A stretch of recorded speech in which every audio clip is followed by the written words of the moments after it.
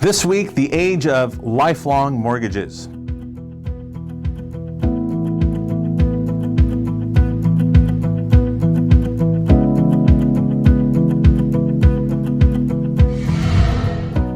When debt is king and aging populations are exploding across developed nations, more are finding themselves with a mortgage payment that is going throughout their adult years and also their life. Lifelong mortgages may soon become the rule rather than the exception.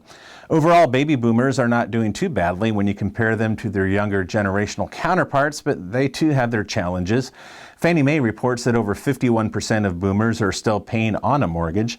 CNBC columnist Bob Pisani writes that 45% of baby boomers, those born between the years 1946 to 64, have zero savings for retirement.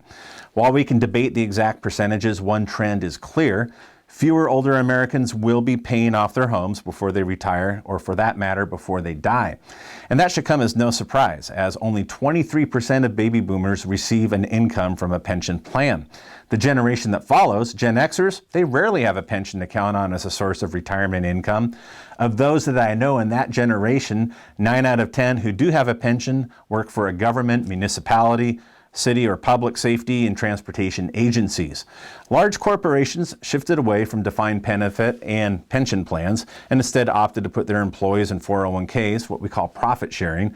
For the most part, that's been a real win for corporate America, but not so much for the American worker. With the median level of debt that's being carried by Americans increasing, lifelong mortgages don't seem so far-fetched. A young adult obtains their first mortgage with a 30-year term. Perhaps they refinance and then upsize, and then they retire. They realize that the continued burden of a mortgage payment is just too much to bear. Lifelong mortgages are raising the eyebrows of some down south in New Zealand.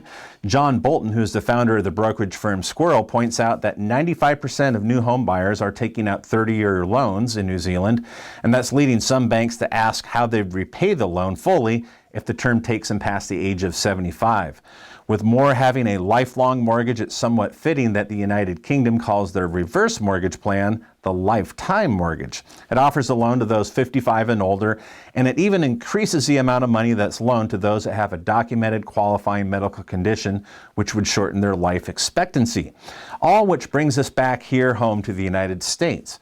Perhaps the reverse mortgage has been largely misunderstood and also misconstrued by the media because they fly in the face of the conventional wisdom of paying off one's home before you retire. The problem is, fewer are doing just that, which leaves us with the reality that a retiree's home will increasingly become the crux of older homeowners being able to remain in their house, live with some sense of dignity and freedom. Or we could move toward a universal basic income model for retirees in place of Social Security. Either way, giving the seniors a means to tap into their home's value is the most viable and economic approach outside of a massive increase in our nation's entitlement spending and also our unfunded debt that follows it. Yes, lifelong mortgages are here and perhaps will pave the way for the increased acceptance and perhaps the understanding of both private reverse mortgages and the federal government's home equity conversion mortgage program. Question is, what do you say? You can leave your comments in the comment section below.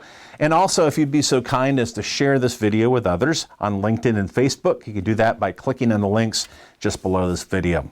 Thanks again for watching and have a great week.